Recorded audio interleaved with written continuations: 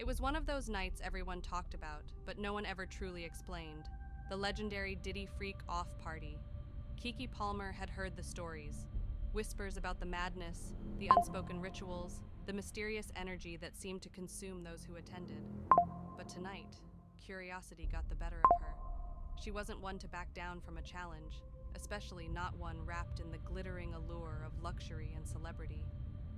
She arrived at the mansion in Bel Air, an old estate with towering columns and a sleek, modern interior, where every inch seemed designed to make you feel like you were part of something bigger. The music was already pounding when Kiki stepped through the door, a mix of trap beats and old-school hip-hop, shaking the floor beneath her. It was a celebrity's paradise. Champagne fountains, fire breathers, and a crowd of elite glowing under neon lights. But something about the air felt heavy, thick even. At first, Kiki tried to ignore it.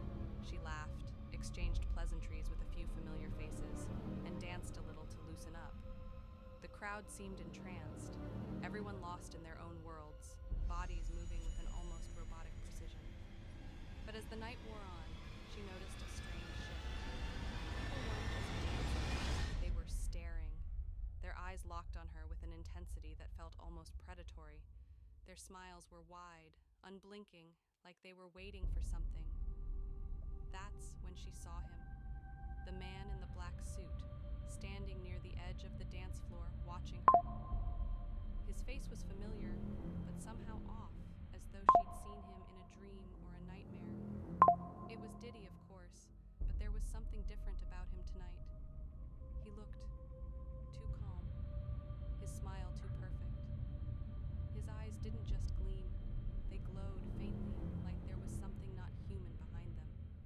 She felt a shiver slide down her spine. Kiki tried to shake it off. Maybe it was the champagne or the late hour, but as she walked through the crowd, the people around her weren't just staring anymore, they were whispering. The conversations weren't about the music or the drinks. They were about her movements, her energy, as if they were studying her. And then, out of nowhere, the lights flickered. The bass dropped to a low, haunting thrum, vibrating through her chest. The air grew colder, like an invisible storm was gathering around them. People began to chant, quiet at first, but rising in volume, a low, rhythmic pulse that sent a wave of unease through Kiki's entire body. Diddy, she said. What the hell is going on? He appeared in front of her in an instant, his hand gently brushing her arm. His touch was cold, unnervingly so. Don't worry, Kiki, he said softly, almost soothingly. You're part of something much bigger than you realize. We all are. But his words felt like a warning, a veil over something darker. She pulled away from him, her heart racing. She had to get out, something wasn't right. But when she turned toward the door, she saw the crowd moving toward her in unison, like a wave of bodies pulling her back. They weren't dancing anymore. They were coming for her. Kiki's breath quickened as she fought to break free of the crowd. The walls seemed to close in, the lights blurring, and the chanting growing louder. It was no longer a rhythm, it was a command. Suddenly, the air seemed to pulse, with something unnatural. The floor beneath her began to rumble, and she heard a voice, low, guttural, yet all too familiar. You can't leave. Kiki spun around, but it wasn't Diddy's voice. It was something else. Something ancient, buried deep within the mansion. The lights flickered again, revealing the faces of the partygoers now twisted in something between a grin and a grimace.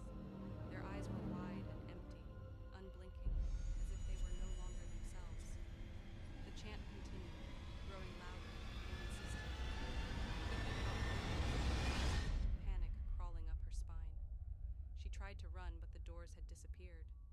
The mansion was no longer just a house. It was alive, and it was closing in on her. The last thing she saw before everything went dark was Diddy, standing in the center of the room, his smile now impossibly wide. His eyes flickered red for just a moment, and then everything went silent. When Kiki awoke, she was back outside, breathless, her clothes drenched in sweat. The mansion loomed in the distance, impossibly large now, the lights flickering like stars in the distance. Her phone was gone, her shoes were gone. she knew it wasn't. Whatever had happened inside that house, whatever force was pulling the strings, wasn't finished with her yet. And somewhere, deep inside the mansion, the chanting started again. Kiki Palmer's nightmare had only just begun. Jamie Foxx had heard the rumors about the Diddy freak-off party and what all went on. On this day, whispers spread like wildfire about the surreal, unexplainable things that happened at the mansion in the hills.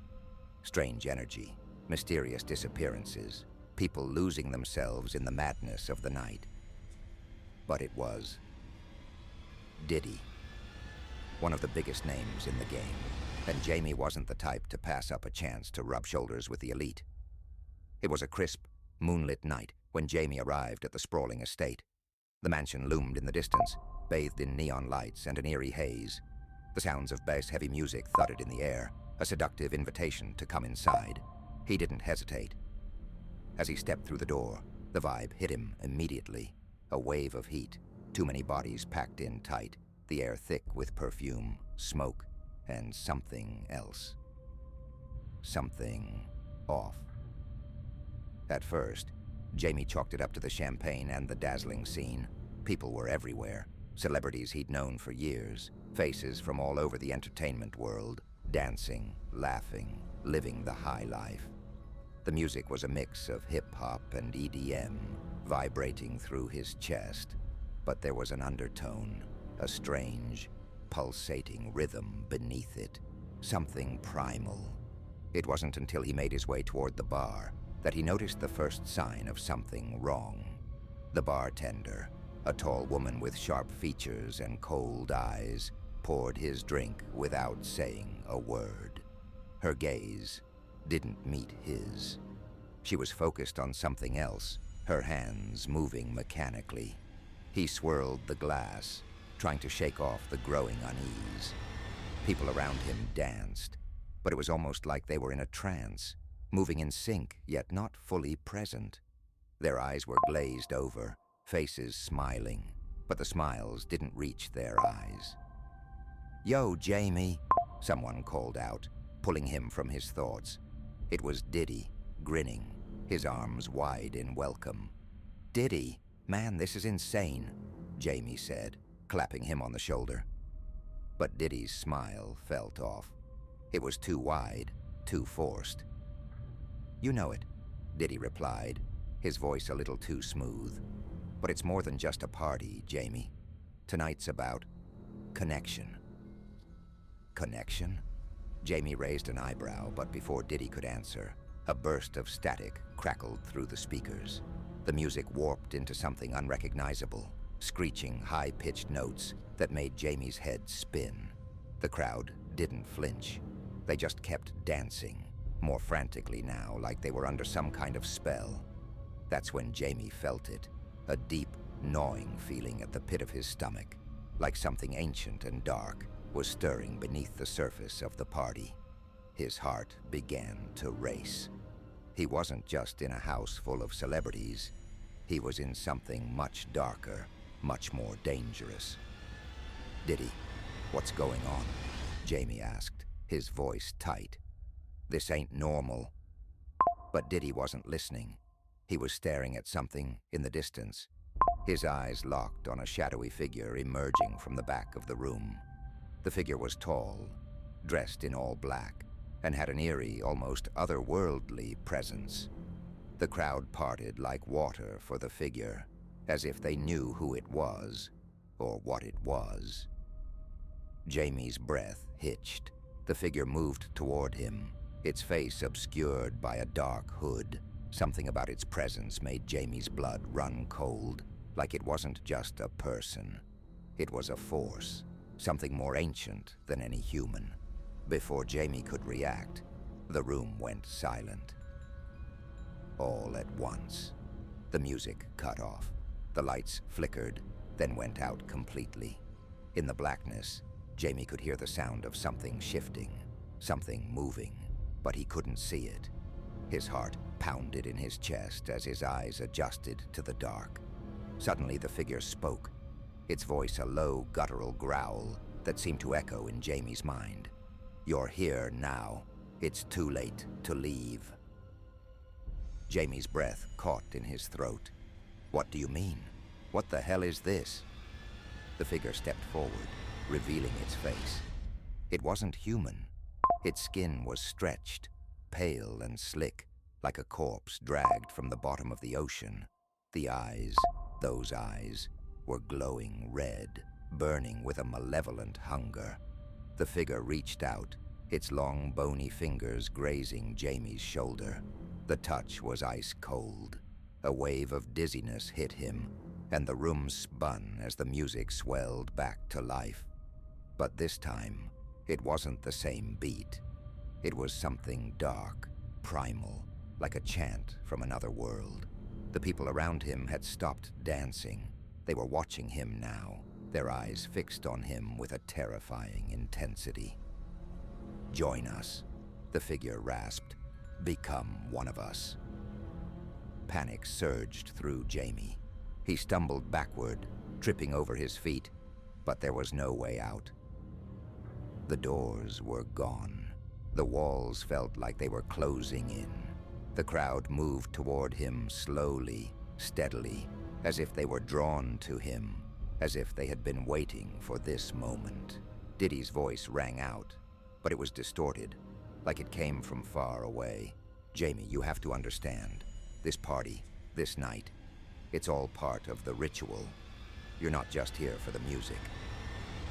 Jamie's heart hammered in his chest. Ritual? What the hell was he talking about? The figure moved closer, its hand now inches from his face.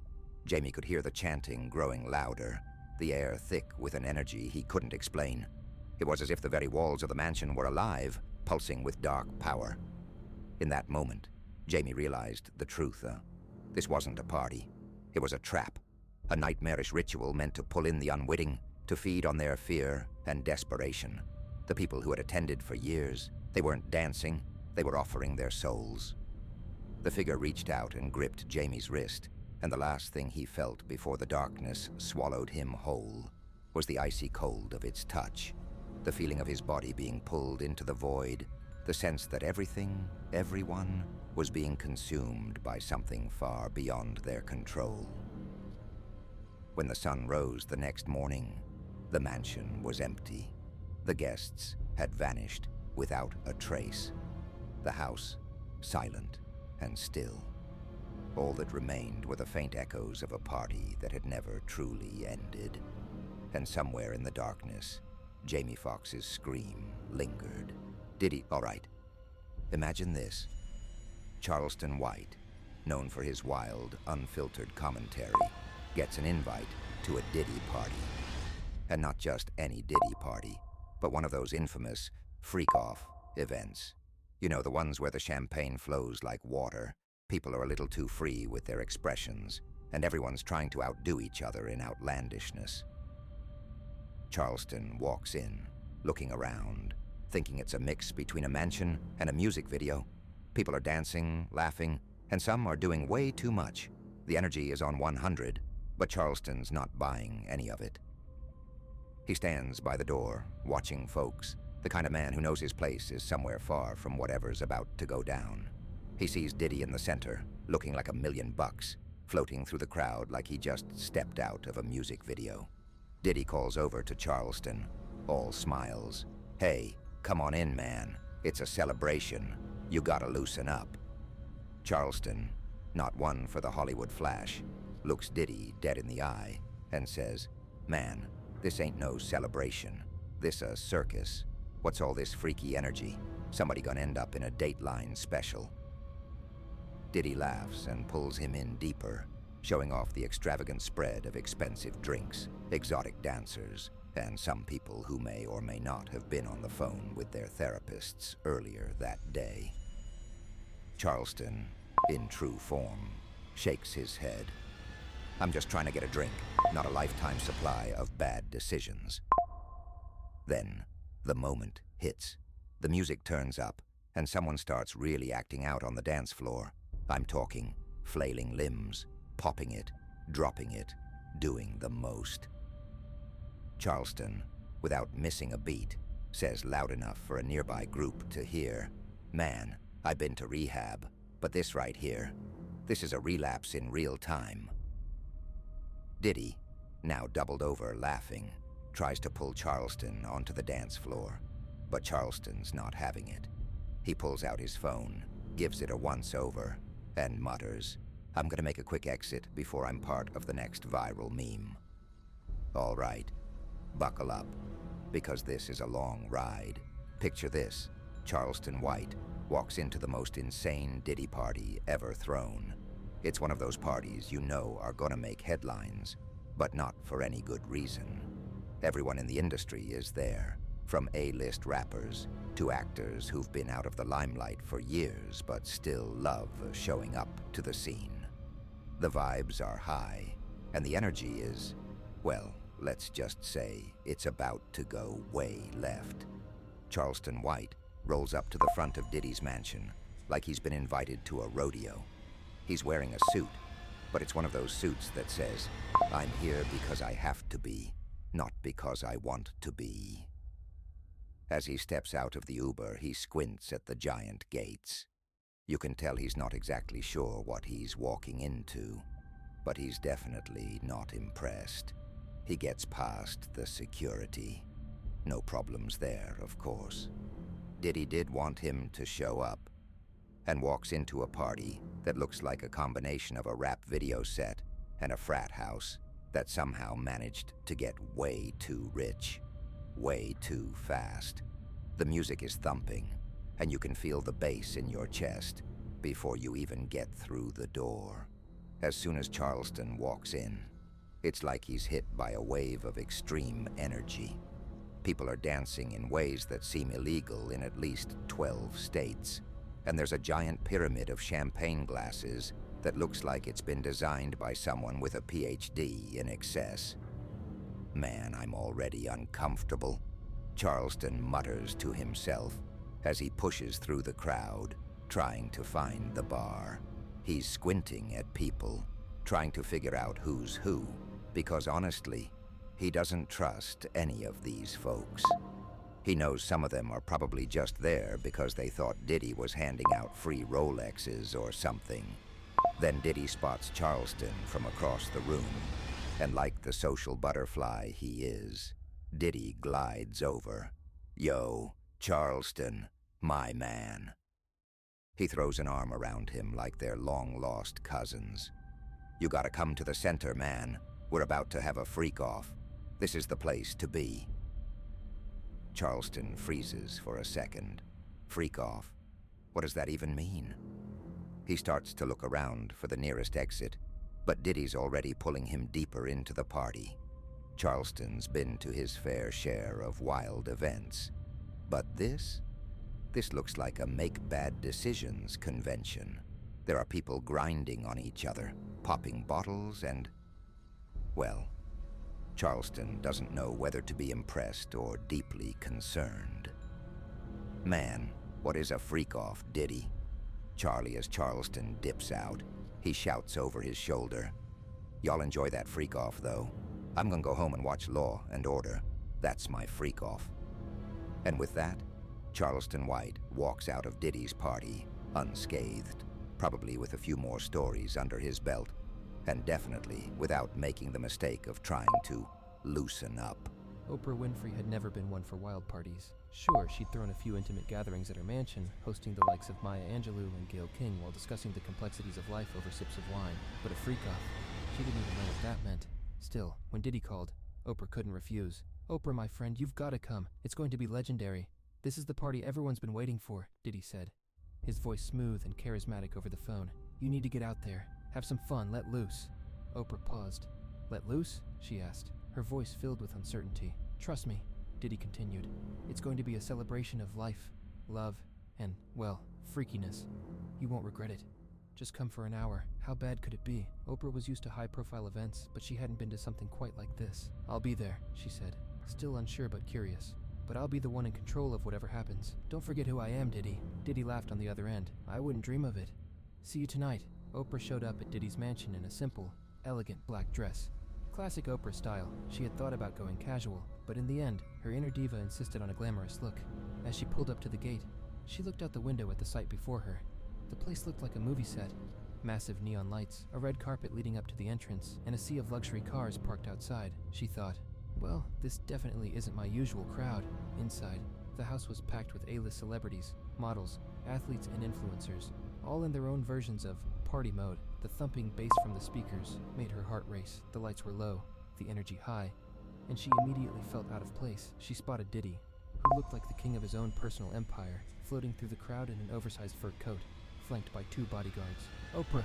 Diddy shouted, waving her over. "I knew you'd come. Let's get you settled in. You're gonna love it." Oprah tried to smile, but inside she was already having second thoughts. She wasn't even sure what a freak-off was, and the energy of the room made her feel like she had just walked into a reality TV show gone wrong. Diddy took Oprah by the arm and led her to a massive open area where the freak-off was about to begin. A stage had been set up in the middle, and it was surrounded by an enthusiastic crowd chanting, "Freak it off! Freak it off!" Oprah squinted, trying to make sense of what was happening.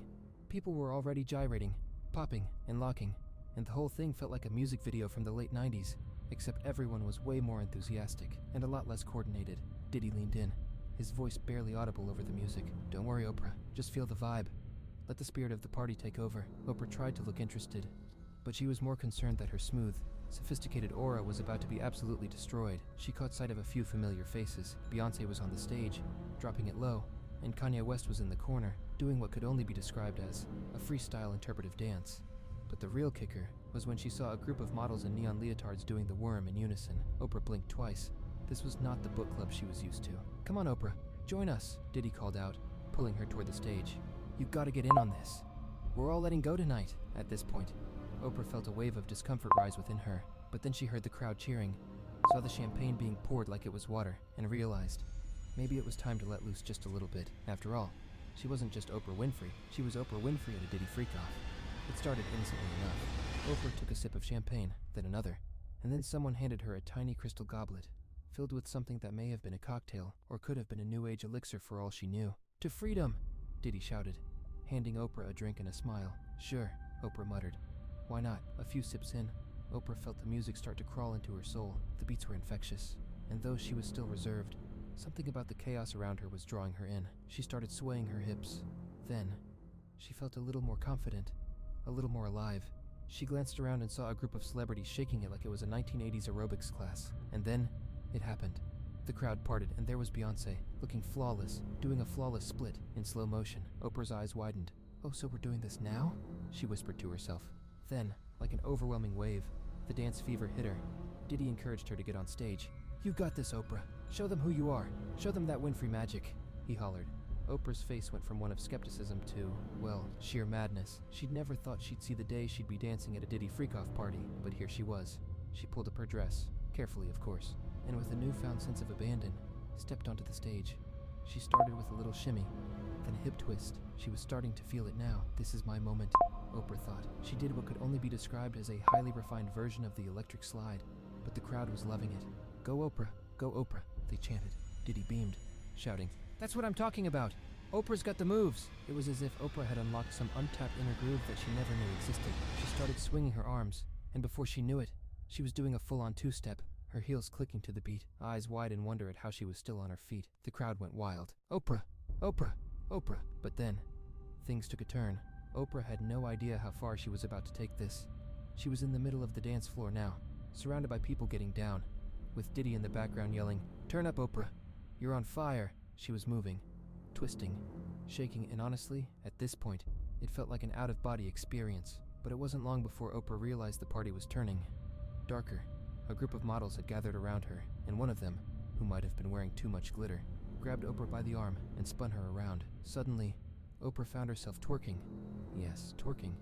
In the middle of a crowd of hip-hop stars, moguls, and influencers. She could feel her dignity start to slip away, but there was something so liberating about it. A momentary lapse in judgment. One wild, utterly out-of-character moment. And then she heard it.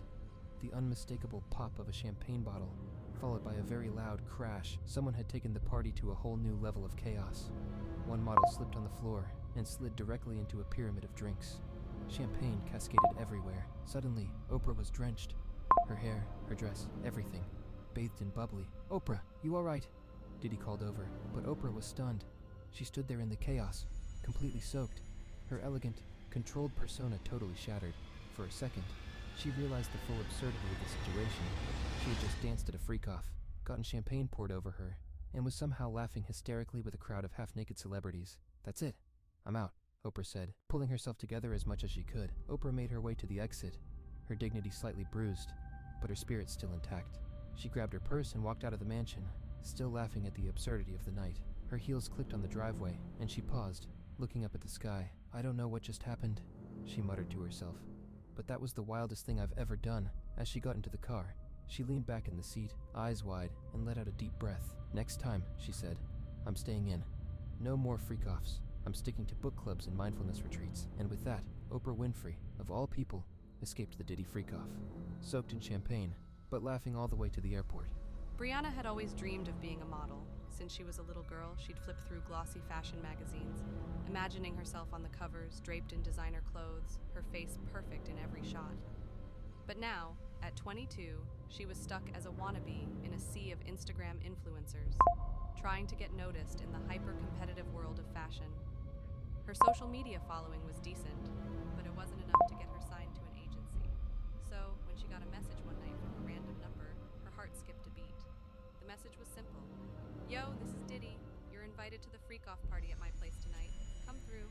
It's going to be legendary. You in?" Brianna stared at the screen for a solid 5 minutes. LOL, who is this really? But then she realized, what if it really was Diddy? What if this was her big break? She immediately typed, "I'm in," without thinking twice. When Brianna pulled up to Diddy's mansion, she felt a wave of nervous excitement wash over her. The mansion was absolutely massive, with glowing neon lights and a steady thump of bass vibrating through the walls. The sound of laughter and cheers leaked out from the windows, and a red carpet had been rolled out. Diddy's idea of a freak-off was clearly more extravagant than anything Brianna had ever imagined. She stepped out of her Uber in a tight black dress she'd borrowed from a friend, hoping to look the part. It was a mix between classy and trying too hard, but she figured, at a party like this, all that mattered was looking like you belonged. As she approached the front door, security gave her the once-over. She flashed them a smile and tried her best to look confident, though her heart was pounding. "You're on the list," the bouncer said, nodding her through. Inside was a surreal scene, people in everything from high fashion to barely there outfits, looking like they just stepped out of a rap video. The smell of expensive cologne mixed with something weird in the air. Champagne was flowing in fountains, and people were already dancing, more like convulsing, on the floor. A full-on spectacle of bodies, lights, and noise. "Welcome to the freak-off!" someone shouted over the music. Brianna squinted. It was one of Diddy's entourage, wearing oversized sunglasses even though they were inside. Diddy's voice boomed over the speakers. All right, it's time to turn up. We're here for the ultimate freak-off, baby. Let's see who's got the best moves tonight." Brianna barely had time to process the words before a group of dancers stepped onto a raised platform in the middle of the room. They were dressed in barely anything, doing synchronized moves that were, well, questionable at best. But the crowd was living for it. "Come on, girl!" a girl next to Brianna shouted, practically pulling her onto the floor. Brianna hesitated, glancing around at the chaos. The energy was contagious, but she didn't know if she was ready to join in. "I'm good," Brianna said, holding back. She wasn't exactly the type to twerk or drop it low in public. She was here for exposure, not for embarrassing herself in front of Diddy's whole entourage. "Girl, don't be shy," the girl insisted, then pointed to the stage. "See that? That's Kiki Palmer. She's about to show you how it's done." Sure enough, Kiki Palmer, dressed in a sparkly crop top and booty shorts, stepped into the spotlight, and the crowd went wild. She was dancing like nobody was watching, flipping her hair, shimmying in ways Brianna didn't even know were possible. Brianna couldn't help but stare in awe. "Okay, maybe I'll watch for a bit," Brianna muttered to herself, thinking, it's Diddy's party after all. Maybe I'll get noticed just by being here. The first few hours were what Brianna would call normal, if she could call any of this normal. But then, the vibe started shifting. People were getting wilder. The music turned up even louder. The flashing lights gave everyone an almost manic look, and the energy in the room was spiraling out of control. Brianna was trying to play it cool by the bar, nursing her drink and pretending like she was part of the action. But then, a group of Diddy's friends, who were clearly way too deep into the party by now, started pulling people into the freak-off competition. Before Brianna knew it, someone grabbed her by the wrist. It was a man in a fur coat and too much jewelry. Someone she vaguely recognized but couldn't quite place. "Come on, baby, get on the stage," he shouted, his breath a mix of expensive cologne and whatever he'd been drinking. "Wait, what?" Brianna pulled back, but he wasn't having it. "You're too cute to not be up there. Don't be shy. Diddy loves this, trust me. It'll be good for your career." Brianna's heart raced. She knew this was the kind of opportunity she couldn't pass up, but she wasn't sure if she was ready for what was about to happen. Still, her inner voice screamed, "This is it, your shot." So she followed him, half walking, half dragged, toward the stage. All right, Diddy called out, standing in the middle of the crowd. "We got a newbie coming through. Let's see what she's got." Brianna froze. The spotlight hit her, and suddenly she felt like she was in a fever dream. She looked around. The stage was actually just a bunch of people in a haphazard circle, a few who were so deep in the party they looked like they might fall over at any second. The music blared in her ears, and her thoughts raced. What do I do now? Someone handed her a microphone, no way, and before she could protest, they started chanting her name. Go Brianna, let's see what you got, girl." She swallowed, suddenly regretting her decision to come. But there was no turning back. She tried to dance, but her legs were stiff. She attempted to sway, but it felt awkward. She could feel all eyes on her, people laughing, people cheering, and in that moment, it felt less like a party and more like a train wreck unfolding in real time. But then, things went from awkward to downright horrifying. A guy dressed as a neon blue alien ran onto the stage, slid across the floor on his stomach, and popped up in a way that was somehow both impressive and completely disturbing. Suddenly, everyone was acting like this was just a normal part of the night. People were spilling onto the stage, sliding, flailing, and, well, doing things that didn't even look human anymore. Brianna felt herself being dragged along with the crowd, her dress getting tangled, her hair falling out of place. She was slipping, trying to keep her balance, and suddenly, bang, she was on the floor. For a brief moment, everything stopped. The music cut out, the lights flickered, and the entire room went quiet. "Oh my God!" someone screamed from the crowd. "She fell!" Brianna's cheeks burned with embarrassment. She scrambled to her feet, trying to recover, but it was clear. The freak-off had claimed its first victim. By the time Brianna made it to the bar again, she was drenched in sweat and embarrassment. Her hair was all over the place, and her dress had stretched in ways she didn't know fabric could stretch. She stood there, trying to compose herself, when she saw Diddy walk past her. He gave her a long, assessing look, then smiled like he hadn't just watched her flop on stage. "You okay?" he asked, his tone surprisingly calm. "You got some moves. Maybe you just need a little more confidence." Brianna smiled weakly, though she wanted to crawl into a hole and never come out. "Yeah, I think I need to head out. It's not my vibe." All right, but hey, stick around for next time. You never know," Diddy said, winking as he disappeared into the crowd. Brianna grabbed her purse, fast, and in a move she'd never thought she'd make, she bolted for the door.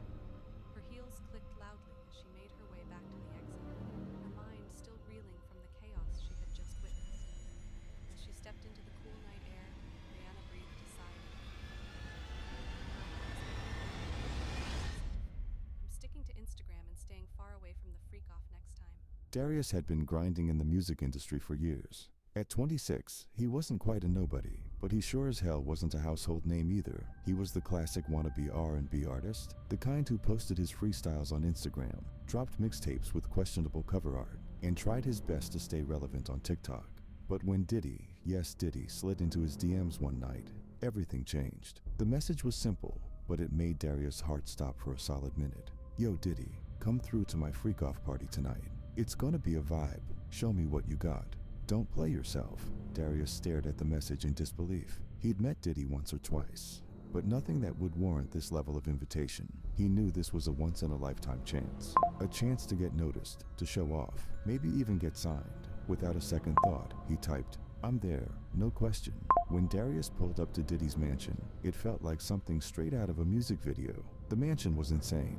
Columns, fountains, gold accents, and a private driveway lined with black cars and SUVs. The security was tighter than anything he had ever seen, but when they checked his name on the list and waved him through, it felt like a VIP moment. He stepped out of his car and adjusted his outfit. He was rocking a silky shirt with a deep V-neck and fitted jeans, looking like he was about to step into a video for a slow jam. The moment he stepped through the front door, his ears were filled with the kind of bass that rattled your bones. The music was pulsating, thick with hip-hop and R&B beats, and the lights were flashing in a way that made everything feel like a dream or a nightmare.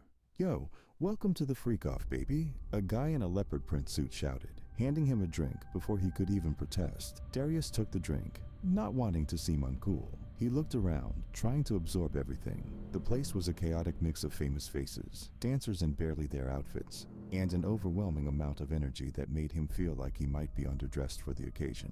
There were models everywhere, gyrating and twerking on the dance floor like it was part of the music video for every hit song that Diddy had ever produced. His eyes scanned the room. There were recognizable faces. Janelle Monáe was dancing with a group of people. Travis Scott was at the bar, and in the back corner, he saw Diddy himself, surrounded by a group of his closest friends, laughing and joking like this was just another night. Beneath the surface of the glitz and glam, however, there was something else going on in Darius's gut. The air felt thick, almost too thick, with anticipation, like everyone was waiting for something to pop off. And he wasn't sure if he was ready for it. The night went from surreal to downright bizarre as the freak-off started. The lights dimmed even more, and Diddy grabbed the mic. All right, all right, all right," Diddy's voice boomed. "It's time to see who's got the real moves tonight. If you're here, you better show up and show out. We ain't playing no games. Let's go." Darius felt a chill run down his spine. Was this a dance-off, a sing-off, an impromptu talent showcase? He wasn't sure, but he sure as hell wasn't about to sit out. He had to make an impression. He looked around for a moment, gauging the room. Some people were already moving toward the center of the room, where a raised platform had been set up. This was it, the moment. Darius stepped forward, but just before he could make his move, someone grabbed him by the arm. "Yo, you're the one who posted that R&B cover last week, right?" The voice was loud, and the person who spoke was wearing mirrored sunglasses and a fur coat, indoors. "You've got potential, man. Just don't let them eat you alive." Darius didn't even have time to process the comment before the guy disappeared into the crowd, leaving him with a pit in his stomach. But no time to dwell. He was on Diddy's turf now. He joined the crowd at the center, trying to act confident, but his heart was beating faster with every passing second. He was next in line, and the pressure was mounting. He had to either impress or fall flat on his face. It was a make-or-break moment. He didn't have much time to think. The first few contestants were fine. People were dancing, doing flips, and pulling off acrobatic moves that were impressive but nothing out of the ordinary for a Diddy party. Then, the energy took a sharp turn into something else. One girl who looked like a high-fashion model strutted to the stage and started shaking her hips in ways that defied physics. The crowd went wild, but Darius couldn't help but feel that something was off. People were too into it. Then came the next act. A guy dressed like a mix between a biker and a disco ball. He jumped on stage, but instead of performing a simple dance, he started grinding in ways that made Darius uncomfortable. The crowd cheered louder. Darius tried to shake off the feeling, but it was getting harder to ignore. The moves were getting more sexual, the energy more reckless. The freak-off wasn't just about dancing, it was about being as outlandish as possible. A woman on stage was now twirling in circles, making provocative gestures with her hands. Someone else, another rapper maybe, was on the floor, writhing in a way that felt like it crossed some unspoken line. Darius wasn't used to this. He had grown up on Motown classics and smooth slow jams, not this anything-goes chaos. But now, it was his turn. Darius walked to the stage, feeling a sudden rush of sweat form at the back of his neck. The spotlight hit him, and he could hear Diddy's voice from the side. "Let's see what you got, man. Show him the talent." He had practiced in front of the mirror 1,000 times. He could sing, he could dance. But now, with a room full of strangers watching, he felt like he was going to faint. He grabbed the mic and started to sing, choosing one of his own original tracks. But then, as he hit the chorus, things went south. The crowd started to laugh, not the good kind of laughter. It wasn't the appreciative, "oh, he's got skill" kind. It was more like, "who is this guy, and what's he doing?" People in the crowd were waving their hands, telling him to pick it up. Someone even shouted, Where's the real freak off? Darius's confidence began to crack. He tried to move with the music, but it felt stiff. He wasn't a dancer by nature, but he could pull off a couple of two-step moves if the vibe was right. But here, in the midst of bodies grinding and rolling on the floor, his moves felt more like a grandma's Sunday church dance. As he tried to hit the high note in his song, his voice cracked. The crowd's laughter grew louder, and Darius felt his stomach twist. He couldn't escape the feeling that he was in the middle of a freak show, and he was the main attraction. Finally, after what felt like an eternity, the music cut off. Diddy's voice echoed in the mic, but it wasn't comforting. It was like he was dismissing Darius with a casual tone. All right, we got enough for tonight. Thanks for showing up, fam, Diddy said, and the crowd began to disperse, talking over each other and ignoring the fact that Darius had just collapsed on stage, physically and mentally. Darius was stunned. He had just humiliated himself in front of some of the most influential people in the room. He wanted to disappear, and as people began to move toward the next part of the party, he slipped off the stage, ran to the exit, and bolted into the cold night air. Breathing hard, he realized something. He'd come to the freak-off hoping to make a name for himself. Instead, he'd just become a punchline, a joke. His phone buzzed in his pocket. It was a message from Diddy. "You'll get him next time, kid. Stay hungry." Darius threw his phone into the passenger seat of his car and drove off, realizing this night was a lesson in humility, and that he'd never ever let himself be part of something like that again.